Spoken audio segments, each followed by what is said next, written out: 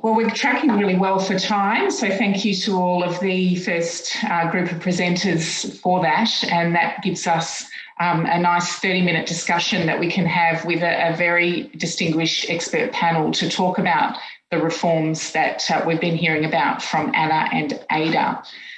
And on our panel today, I have Anna and Ada, who have agreed to stay around and participate in a further discussion on some of these topics, as well as the Victorian State Building Surveyor, Andrew Cellini. So his first appearance for this event, which has been his baby, if you like, and congratulations to you, Andrew, for getting us here and for today and tomorrow. We also have, of course, Wayne Liddy, who most of you know, and is also a regular participant in these annual conferences. And Wayne is here representing the AIBS, but of course also a practicing private building surveyor. Stephen Baxis, you can see on the screen, who we all know is the MBS of the Melbourne City Council and also a senior person in the Victorian Municipal Building Group, which is, as Anna has said, is engaging heavily in the expert review process. And last on my screen that I can see is, and you can't yet, but you will shortly, is Melanie Fasham, who is from the expert panel. And as Ada mentioned, Melanie is a builder and was recently the president of Master Builders Association Victoria. So with this wonderful panel, we are going to talk about reforms, and we have heard, of course, from Anna and Ada, and we've decided to sort of structure this discussion around 4 topics that we're going to focus on today. One is around role clarity through the municipal building control plans and protocol documents and the work that's been going on in that area. Secondly, around potential changes to the building approvals process for the more complex buildings. And Anna disclosed to us today there that the focus is on the apartment building Class 2 sector. And so we'll have a bit of a chat about what those reforms could end up looking like and what some of the key elements might be. We're going to also talk about orphan permits, which was so topical that it even made it into the paper a few months ago.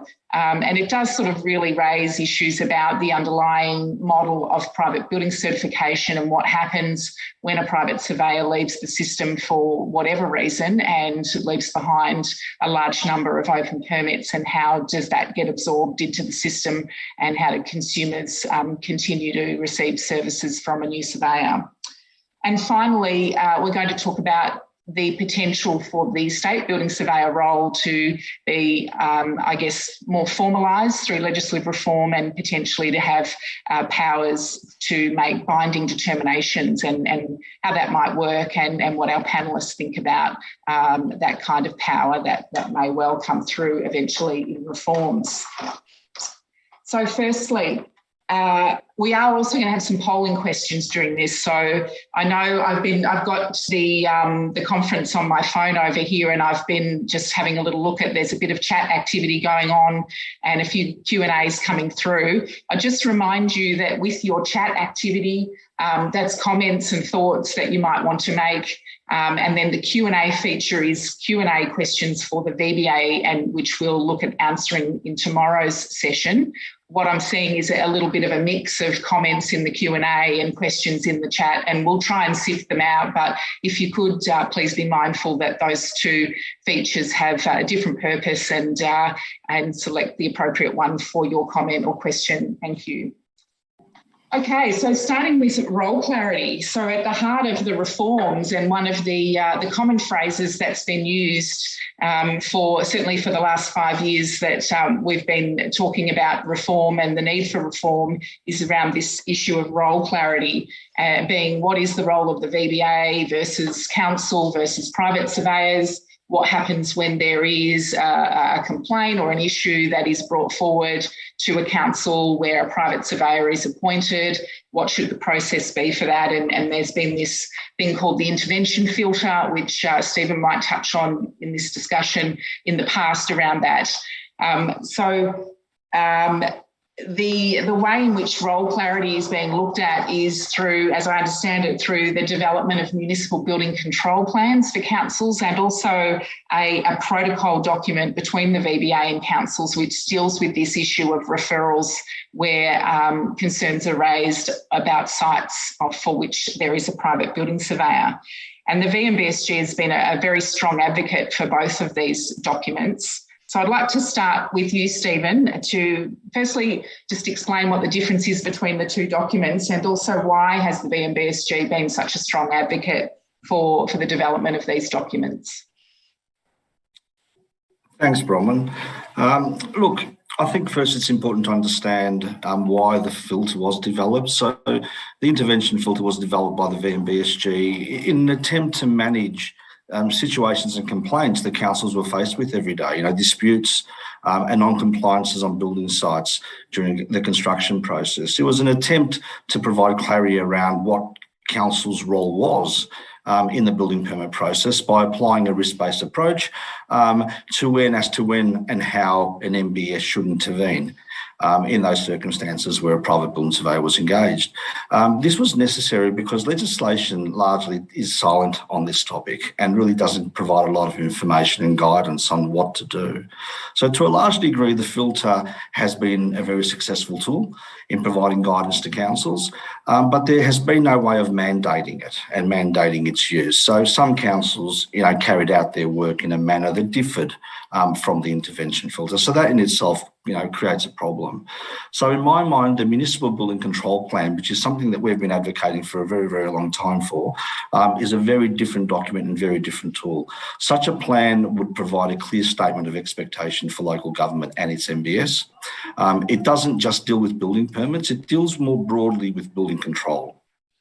And in my mind, I believe that there's a real purpose in building control and the need for local government to deliver a consistent level of building control across all of Victoria. So the VMBSG believes that the municipal building control plan should achieve certain things if it's to work properly. It should require councils to appoint a suitably qualified and competent MBS. It should list in detail the duties and functions and responsibilities under the Act. And these should be, able to be adapted to suit local circumstances, because the City of Melbourne is very, very different to the City of South Gippsland. Explain how council will carry out these activities outlined in the plan, and should provide more broadly a consistent framework. Explain how the council will resource and fund the activities outlined in the plan. Provide details for emergency response protocols. It should contain performance indicators that can be reported on, and should generally help promote best practice within local government. So the VMBSG is very much in favour of legislating the requirement for each council to develop their own plan, which we believe should be approved and monitored by the state government, ideally by the state building surveyor in a perfect world, and be underpinned by annual reporting and auditing. So that's kind of that's my opening words. It sounds like the municipal building control plan is going to provide a level of accountability that we haven't seen in local government. Anna, could you comment on how the panel has been involved in these, or the extent to which you've been involved through the panel's work on these documents, and what the status of them is? Well, I can comment on the municipal building control plans. Certainly the panel has been impressed with the work that VMBSG has done on these, and we endorse them as one of our early initiatives in the first year of our work. And you won't be surprised when you see the final recommendations that we have liked the idea of municipal building control plans for exactly the reasons that Stephen has set out, that they are tailored for each particular local government area to their particular risks and priorities in terms of the built form in that local government area. It's a clear statement, as Stephen said, of expectations about what local government will do. In terms of the protocol between the VBA and the councils, my understanding is that that's a more macro document. My understanding is also that it's still being finalised. We certainly, from the panel's perspective, as I mentioned in my presentation, are very keen to see absolute clarity about who's responsible for what in the system, because for too long there's been the sort of finger pointing like this between councils and VBA about enforcement and responsibilities. So we certainly see the protocol as a great step forward. Where it's at in the system, though, my understanding is that it's still being finalised between the VBA and the Municipal Association of Victoria. But as I said, I think my understanding is that's a macro sort of document that sits over the top. The municipal building control plans are individual, I think, Stephen, this is right, for each particular council, as you noted. Is that right, Stephen? So each council might have slightly different municipal building control plan depending on, you know, the issues within a particular region? Absolutely. You know, we're all faced with different building stock, and that building stock brings with it different problems. So you can't have one size fits all. It needs to be customised. It's probably part of the reason why we're in the situation that we're in. We've got one set of rules without clarity about how we deal with many different situations. So I think that can go a long way to resolving that. And are you able to explain, bearing in mind that we've heard that the protocol is not final, and also, correct me if I'm wrong, but the protocol, once it is final, will replace the intervention filter to the extent that some councils used it. Are you able to say what you think the main differences might be based on the current discussions about that document? Are you asking me, Bronwyn? Yeah, Stephen. Yeah. And then I want Wayne to comment on it from a PBS point of view. Sure. I think it is a very different document. I don't think it replaces the intervention filter in its entirety. What it does do is it attempts to provide role clarity. Role clarity is one of those things that have been missing for a very, very long time. As Anna said, you know, everyone blames everyone else and points fingers. The protocol really is about role clarity more than anything else. The intervention filter gets into a lot more detail about, you know, what each role has to perform. Now, presumably, Wayne, you've got some knowledge of the discussions around the preparation of these documents. From a private building surveyor point of view, what would you expect to see in a protocol in terms of how referrals might work between the VBA and councils where there's an issue on a site where a private surveyor is appointed? Yeah, thanks, Bronwyn. Yes, it's a long-awaited document, the Municipal Building Control Plan. I've just made some notes, hence the reason I'm looking down, that both Stephen and Anna have mentioned some common points there, a clarity of roles for both, we said, as for council and the VBA. Historically, we've had Section 212 in the Building Act, which no one really knew what it was and how it was ever going to work. But I see this as a great opportunity for collaboration between council and the private sector. Collaboration to achieve common outcomes, in particular in enforcement. And again, we go back to something Anna and Stephen both said, pointing fingers. It's an opportunity, and I like the term statement of expectation. There's opportunities to engage in enforcement together. As an example, as years have gone on and councils have become under-resourced, it's been very difficult from the private sector to coordinate an emergency order from the municipal building surveyor in some councils, not all, but some. And generally it's due to a resourcing issue. So, but also there's times when enforcement is very difficult, and let's be honest, council building surveyors and municipal building surveyors, that's an expertise that they're well informed on, and there's an opportunity for both the private sector and the council, the municipal building surveyor, to work together in collaboration to achieve some outcomes, in particular where enforcement's concerned. Thanks. Could I just get it, before we wrap up this topic, Andrew, would you have any comments on the discussion and on the progress of these documents? Yeah, thanks, Bronwyn. A couple of points. I think the protocol for me is really an interim measure to clarify the roles that hopefully becomes redundant once new regulations are implemented, and provide that role clarity. I think the issues that we see now with that role clarity have really escalated over recent years due to the increasing pressures on all sectors and the development of more liberal interpretations have evolved to better suit the resourcing limitations of each sector. So unfortunately, that works against us working together. So I think that's something I've observed as part of the issue, that in all three sectors, the resourcing pressures, I think, make us work against each other than with each other. I think if you went back a number of years, I think where the resources were available, we were all working together in a more collaborative manner. Not that I think we've ever hit nirvana in that space. I think we've got a long way to go. But I think for me, there are challenges in that space because of the resourcing that sides will be taken. And I think the protocol is a good tool to try and negotiate a better outcome for all parties. The building control management plan, to me, is a really critical step in having better vision of where the pressure points are in local government.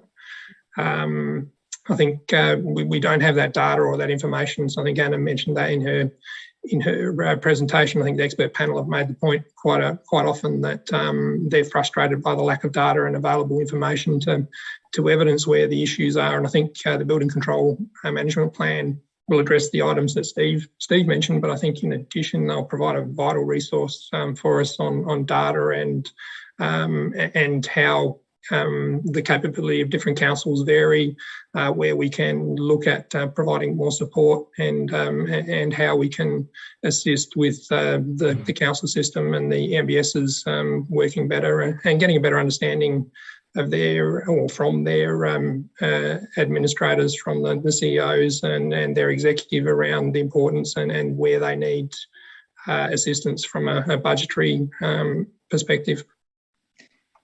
I want to segue from that into our second topic because in the discussion paper that the expert panel released last year, they spoke about changes to the building approval system, and we've heard today from Anna that might include changes for permits relating to the apartment sector. And a couple of areas in that discussion paper last year that were floated for discussion was, potentially the role of the MBS being brought back into the process in a mandatory sense, as well as potentially increased numbers or greater clarity around expectations for mandatory inspections for those Class 2 buildings. And so I wanted to talk with the panel about that. But before I do that, I'm going to open up a polling question for the audience to complete as we're having a discussion about this topic. So if I could activate that polling question. And the question is about the potential role that an MBS should have in a permit issued for an apartment building. If in fact that is where these changes to the approvals process land. And there's three options for you to choose from on the poll. One is that the MBS would attend the final inspections and commissioning to review building safety issues and related documentation that is produced as part of the OP. The second is to conduct all mandatory inspections for the work as well as the final sign-off, so effectively take it over once the permit's issued. And the third is that the MBS should do the whole process for apartment buildings or Class 2 buildings, from permit issuing to inspections right through to the occupancy permit, and bring it all back in to local government. I'm just trying to get a closer look at that poll. Just trying to work out how I can, and I've got a few too many screens open. But whilst we've got the poll up there, I'm going to ask, firstly, Wayne, would you welcome a change like this? And what's your view about the three options that are on the polling screen? I'm just having a look at those three options now, but look, I must say that the Class 2 building is the building that we've been talking about during the reform process and in the consultation process, and it is a high-risk building. It's the building that's the type of building that has been fraught with many defects over time. It's the type of building that is in both digital and print media on a daily basis. Due to the high-risk nature of it, the ARBS has certainly welcomed some form of change, and Certainly, if there's an opportunity for the municipal building surveyor to be involved at some point heading towards the occupancy permit stage, given that the municipal building surveyor has a responsibility for post-occupancy monitoring, then it's not a bad compromise. And certainly for as long as these buildings present such a risk and and building surveyors are burdened by the ever-increasing lack of availability and sustainability of professional indemnity insurance, why not spread the love? All right, so I've just got, we can see the polling results up there on the screen. Jesus, you're a bloody, you're a very split lot on this one. It's almost 30% each way. A few more, I guess the winner is final inspection stage only, but not by very much. So Melanie, what do you think about this from the perspective of builders? Do you think they would want to see MBSs more involved in these projects? Well, there's going to be a range of different answers to that question, but by and large, I think builders are keen to ensure that the approval and inspection process is fit for purpose for the type of building. Here we're referring to it as complexity, and that's something that the panel is continuing to use in its thought processes. So I think from the builder's perspective, not only do better processes around approvals and inspection give better consumer outcomes, which we're all keenly mindful of, but it also improves consumer confidence in our industry, and it improves the number of issues that a builder may have to return to after building to fix or redo for reasons that are not conforming to what it should have at the point in time. So I think, with all change, there'll be some pushback, but I think builders, whatever the outcome is at the end of the day of what decisions are made on the new processes, as long as there's some evidence of improvement and the regulators' processes are clear for builders and the outcomes are beneficial, I think builders will be more than happy to jump on board and support these changes.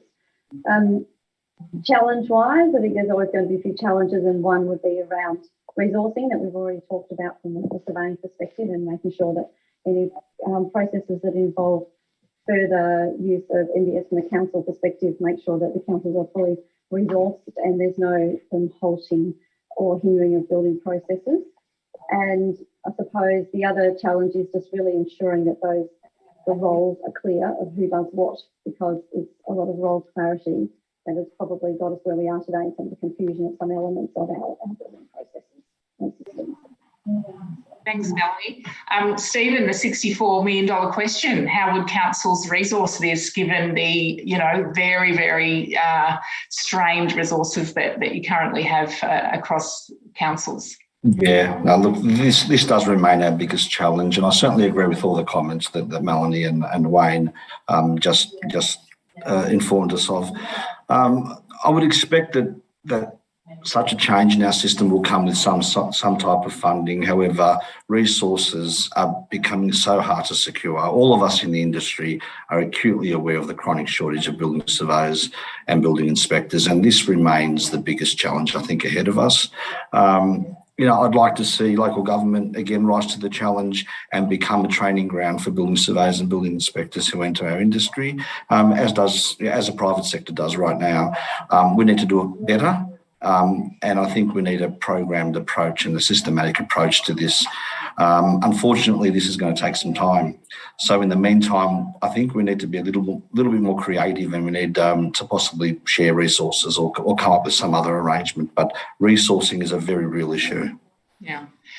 Ada, what other sorts of challenges can you think of from the DELT perspective in terms of, potentially writing reforms in relation to changes to the approval process? Yeah, so I suppose echoing what Stephen and Melanie have said, certainly the resourcing is a big thing. If we're going to see an increased role for local government, then we need to make sure that council have building teams that are large enough to support this function, and that they're also comprised of professionals with the right technical skill sets. We certainly know that it's a challenging environment for council building departments to fill vacant sort of MBS roles. And this is kind of particularly so for councils that might be outside of Metro Melbourne, although, to what extent, lots of Class 2s being built kind of, well outside Metro Melbourne, I guess that depends as well. The other one that Melanie, I think, touched on was around the roles and responsibilities, particularly, relevant for option B in the polling question. Thinking about the different aspects of the approval process, we have to be really clear about that division of accountability, and also, kind of in terms of if there's going to be an issue, like if the MBS does the final check, and then there are aspects of the building permit that's already been issued by a private building surveyor, how would they be resolved as well? And then finally, given the absolute split amongst those three questions, how do we land on that final approach? I think because there's not going to be that consensus, so that's probably going to take a lot of time to work through the pros and cons of each of those approaches. Yeah, and just the other element of this in terms of potential reform is around the mandatory inspections. And again, that's going to present a massive resourcing challenge for the industry if there are to be more inspections or Wayne, this has been an area that I know that you've got a special interest in. What do you think? And before I get you to answer this question, could we put up the next polling question for our audience on the potential for increased mandatory inspections for the multi-storey Class 2 buildings? And whilst that polling question is coming up, Wayne, could you give us your views on the challenges that there would be and what governments would need to consider in increasing the numbers of mandatory inspections for Class 2 buildings?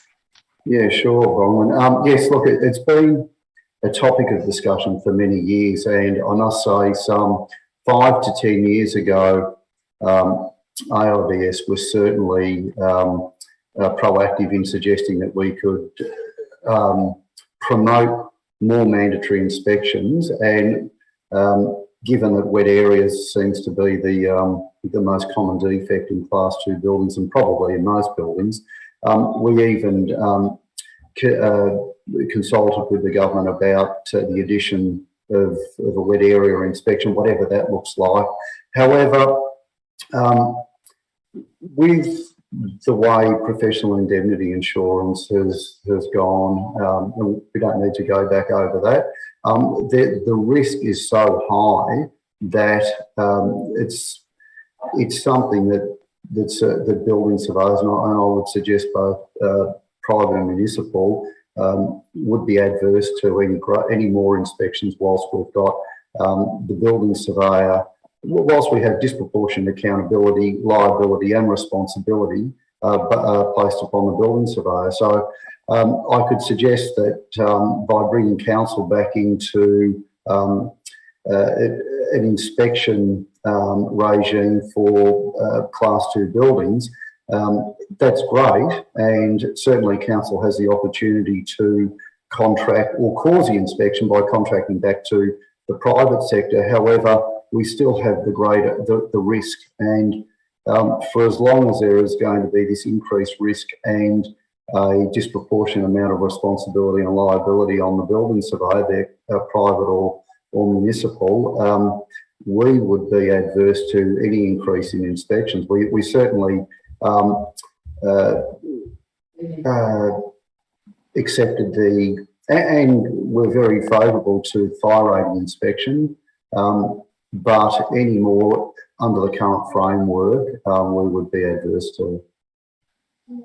Okay, just looking at those polling results coming up as Wayne's talking there, we seem to have, this question is really around the role of engineers in inspections, and it seems there's quite strong support for engineers inspecting the work that they've designed, and less support for engineers having to have an independent engineer, like somebody who hasn't done the design, doing inspections. That seems to be the lowest. And then around 30% of you say they should be able to do either. So either the designer or the or someone who hasn't done the design should be able to inspect. Just while we're getting the next polling question up. Andrew, have you got any comments on this topic of increased inspections and how that might work? Yeah, thanks, Bronwyn. For me, this one really looks at the critical factor of accountability and sort of going to Wayne's comments as well, that I think we really need to spread that liability and that accountability, and it should sort of lie more strongly with the source.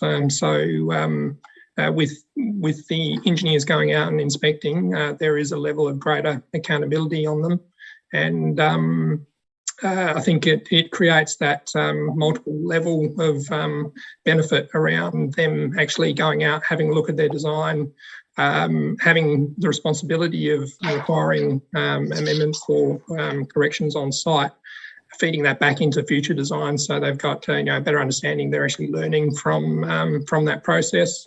I think some of the stuff that we've seen around performance solutions, that some of them are pretty sort of ambitious and really create challenges for the builders and owners in the way they have to maintain or operate the building in future. So I think if the engineer is required to go out and have a look, once again, there's more responsibility on them around their design process and more accountability, that quite often they can do a fairly creative performance solution that may be difficult to implement. They've always got, if they don't go out to site, they've always got the ability to say, well, it wasn't built in accordance with my design, whereas that's removed if they actually have to go out and inspect. And I think the various options that we had in that poll, there's probably a case for each one based around that risk process, that risk profiling, that we've always got to keep front of mind the resourcing issues and the concern that we're working with a thin base, and that for the lower risk, I think it's quite acceptable to have the designer self-certify, if you like, but where we're getting into more complex performance solutions, there may be a case then for independent review to really sort of separate any conflicts that might end up coming into that certification. Yeah, excellent points there, Andrew, and all things to be thought about in this complicated space. Here we go again with another split decision on the next polling question, and this is about, whether part of the skills issue could be addressed through having tradespeople come in and inspect not their own work. And of course, this is the model that's used in Queensland, but not so much. Well, we got a 50-50 split here of people who think that's a good idea. And again, maybe it would have to be nuanced in terms of when these sorts of specialists could inspect work. But some interesting results there for our panellists and Ada to consider. We are running low on time, but I'm going to take the liberty of just moving us through to the orphan permit discussion, because I think it's a really fascinating one, and I think we'll eat into a couple of minutes of the break just to put this one on the table. So orphan permits, of course, are those permits that are left behind when a surveyor exits the industry. That might be through unexpected retirement or health issues, but it also might be because they've had their registration taken from them due to disciplinary matters. And this leaves behind permits. In the past, as I remember it, private surveyors were more willing to take these up, but more recently their insurers aren't very keen for them to do so, and that has really turned them off it. And then we've also got this question then of whether councils are resourced to do it, and what do we make of the administration powers that were given to the VBA a couple of years ago to appoint administrators to do this kind of work. I'd like to put up the polling question, and whilst that's happening, it takes a few seconds. I'd like to get some comments on this question of, who should look after the orphan permits in the real in an ideal world. And clearly there are two major issues here, and that is the liability that might be passed through to a second surveyor, but also this issue of the fact that an owner has, in some cases, already paid for the building surveying services and might have to pay again. And should they foot that bill? Could I get some comments from you on this, Stephen? Yeah, absolutely. Look, I think we're at a real impasse at the moment when it comes to this issue. the insurance restrictions have pretty much ruled out the private sector from, taking on this work, which causes a real problem for local government. Local government as well isn't adequately resourced to do this. But my belief is that as a default, it should sit with local government, but we do need to resolve the immunity for defects of the past surveyor and funding. I think those two things need to be sorted out before we can move forward with this. But we are pretty much at an impasse now where the private sector simply can't deal with this anymore, not through any fault of their own. It's just the way that insurance and the system devolve. Yeah, so there seems to be pretty strong support in the poll for a statutory immunity as well as some guidance, but the statutory immunity is quite strong. And of course, the third option there is for both A and B, which is the strongest result there. 56% say a statutory immunity as well as some guidance on how we do this changeover and what would be considered a sufficient review of existing work when a second surveyor is appointed. So probably not so surprising. Just while we continue this discussion, if I could now get the next poll question up, which is about the issue of cost. I mean, who should pay for those building surveying services that an owner might have already paid for the surveyor that is no longer there to perform them? Just while I'm doing that, Anna, could you talk about how relevant this topic is to the work of the expert panel? Well, it's highly relevant because essentially it's all about consumer protection at the end of the day, and it's the consumer that is left high and dry in the case of orphan permits. Look, I think Stephen's right. I think there does seem to be an impasse at the moment. I suspect his instinct that it should default to local councils is also going in the right direction. The question is resourcing. And I think there's two lenses we need to look at this issue through. The first is the legacy of the current orphan permits and how we deal with those. And the second is, and this is probably more relevant to the panel's work at the moment, is how prospectively do we set up a system where when a permit is orphaned, those risks are managed and it's very clear who is going to take over responsibility for those. And that's a very important issue for the future. But I would like to ask Melanie also, if that's okay with you, Bronwyn, what her views of this are, because I know this is an issue that she knows a lot more about from an on-the-ground perspective than I do. Yeah, absolutely. Melanie, I'm going to give you the last comment and then we are going to have to wrap the session up. But Melanie, could you share your views on this topic and who should be dealing with orphan permits? Sure. Thanks, Bronwyn. I agree, obviously, with the comments already made by Stephen and Anna, and the fact that it's an issue that's been going on for such a long time really means it needs direct and absolute resolution as part of the work we're doing, as well as ensuring anything we do on the panel doesn't leave these sorts of issues to be managed over the time without being resolved now. But in who should do it, it's a tricky one. The insurance is going to be a big thing around the liability. But, I would suggest that the municipal councils is going to be the easiest place for the consumer to go to then be able to resolve legacy issues. And just closing out, looking at this polling result. So if an owner's already paid services up front, who should pay? So nearly half of you say the owner just has to pay again. And then another half of you says no, government should fund it. And the question's deliberately worded there to say, through some sort of fidelity fund scheme, which does exist in other contexts in my own profession around money's held on trust, which is essentially what's happening. A very small percentage of you, around 10%, say that building surveyors shouldn't collect fees up front, which is interesting because that is one of the safeguards in the private surveying model, and that is you get your money up front so you can make decisions without fear of not being paid. So I think there'd have to be serious consideration around whether that should be removed because of these sorts of issues, but nevertheless quite interesting.